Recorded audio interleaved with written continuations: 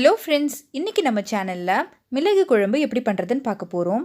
இந்த குழம்பை சளி இருமல் இருக்கிற சமயத்தில் நீங்கள் வச்சு சாப்பிட்டீங்கன்னா நல்ல ரிலீஃப் கொடுக்கும்.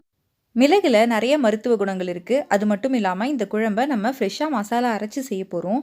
அதனால் டேஸ்ட்டும் ரொம்ப சூப்பராக இருக்கும். கண்டிப்பாக வீடியோவை ஸ்கிப் பண்ணாமல் ஃபுல்லாக பாருங்கள்.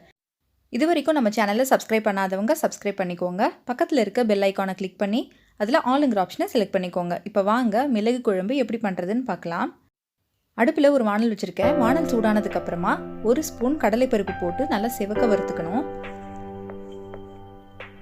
பாருங்கள், கடலைப்பருப்பு நல்லா இந்த அளவுக்கு செவந்து வந்ததுக்கு அப்புறமா 1 ஸ்பூன் உளுத்தம்பருப்பு சேர்த்துக்கிறேன். உளுத்தம்பருப்பும் நல்லா செவந்து வர வரைக்கும் நம்ம வறுத்துக்கலாம். நம்ம மசாலா அரைக்கும் போது சிம்மில் வச்சு வறுத்துக்கோங்க. அப்போ தான் அதோட ஃப்ளேவர் மாறாமல் இருக்கும். நம்ம இந்த மசாலாவை குழம்புல சேர்க்கும்போது நல்ல ஒரு வாசனை கொடுக்கும். அதுக்காக தான் நம்ம சிம்மில் வச்சு வறுக்கணும். உளுத்தம்பருப்பு நல்லா இந்த அளவுக்கு வறுப்பட்டதுக்கு அப்புறமா 1 டேபிள் ஸ்பூன் மிளகு எடுத்து வச்சுருக்கேன். அதையும் சேர்த்துக்கிறேன். நம்ம குழம்புல மிளகோட ஃப்ளேவர் நல்லா அதிகமாக இருக்கணும். அதனால் 1 டேபிள் ஸ்பூன் மிளகு எடுத்துருக்கிறேன். மிளகும் இதே சூட்டில் நல்லா வறுப்படணும். பாருங்கள், மிளகும் நல்லா வறுப்பட்டு வந்துடுச்சு. இந்த சமயத்தில் 1/2 ஸ்பூன் சீரகம் எடுத்து வச்சுருக்கேன். அதையும் சேர்த்துக்கிறேன். சீரகத்தையும் நம்ம சிம்மில் வச்சு நல்லா வறுத்து எடுத்துக்கலாம். மசாலா வறுக்கும் போதே நல்ல ஒரு மணம் வருது.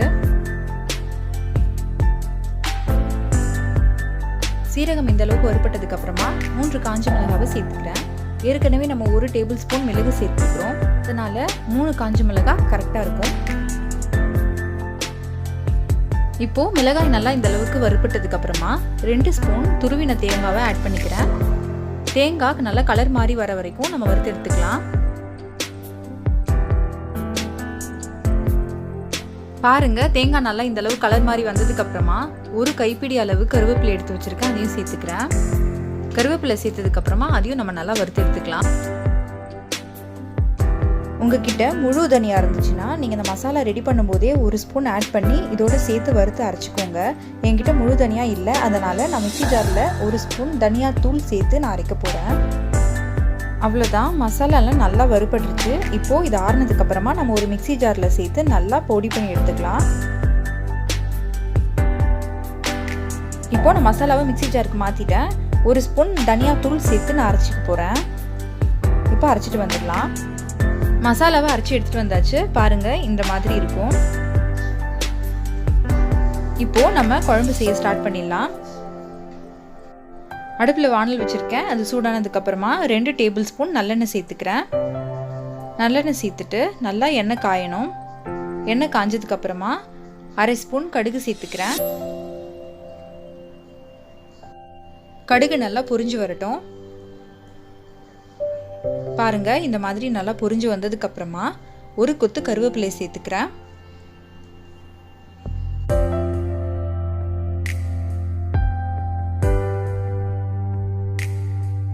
கருவேப்பிலை நல்லா எண்ணெயில் பொரிஞ்சதுக்கு அப்புறமா 10லேருந்து 12 பூண்டு உரிச்சு எடுத்து வச்சிருக்கேன். அதை நான் சேர்த்துக்கிறேன். பூண்டு சேர்த்துட்டு நல்லா எண்ணெயிலே வதக்கி விட்டுடுங்க. பூண்டு நம்ம எண்ணெயில் வதக்கும் போது அதோட ஃப்ளேவர் குழம்புல ரொம்ப நல்லா இருக்கும். நல்லா வதக்கி விட்டுடுங்க. பூண்டு இந்த அளவுக்கு வதங்கினதுக்கு அப்புறமா 100 கிராம் சின்ன வெங்காயத்தை சேர்த்துக்கிறேன். கொஞ்சமாக கட் பண்ணி சேர்த்துருக்கிறேன். 1-2 முழுசாக சேர்த்துருக்கிறேன். இப்போது வெங்காயம் நல்லா கண்ணாடி பதம் வர வரைக்கும் நல்லா வதக்கி எடுத்துடலாம். வெங்காயம் சீக்கிரமாக வதங்கிறதுக்காக கொஞ்சமாக உப்பு சேர்த்து வதக்கிக்கலாம். இப்போ பாருங்கள், வெங்காயம் நல்லா இந்த மாதிரி சுருள வதங்கினதுக்கு அப்புறமா நம்ம ரெடி பண்ணி வச்சுருந்த மசாலாவை இப்போ சேர்த்துக்கலாம். நம்ம ஏற்கனவே மசாலாவை வறுத்து அரைச்சிருக்கிறதுனால எண்ணெயில் ரொம்ப நேரம் வதங்க தேவையில்லை.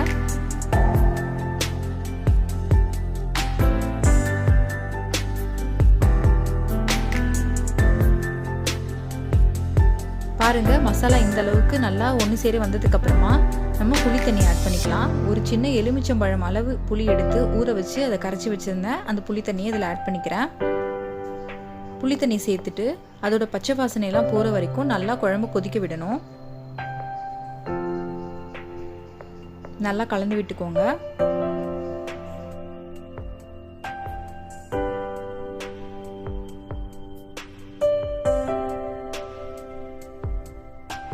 நல்லா கலந்து விட்டதுக்கப்புறமா ஒரு 1/4 ஸ்பூன் மஞ்சள் தூள் ஆட் பண்ணிக்கலாம். மஞ்சள் தூள் சேர்த்துட்டு நல்லா கலந்து விட்டுடுங்க.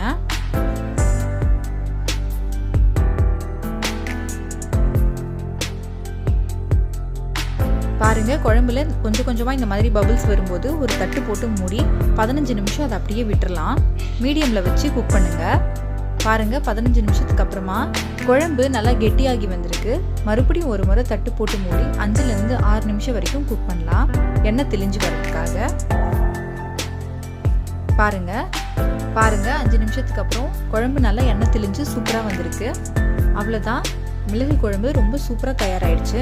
இந்த குழம்பை கண்டிப்பாக நீங்களும் வீட்டில் ட்ரை பண்ணி பாருங்கள். ரொம்ப டேஸ்டியாக இருக்கும், ரொம்ப உடம்புக்கு நல்லது. ட்ரை பண்ணி பார்த்துட்டு எப்படி இருந்துச்சுன்னு கமெண்ட்ஸில் சொல்லுங்கள்.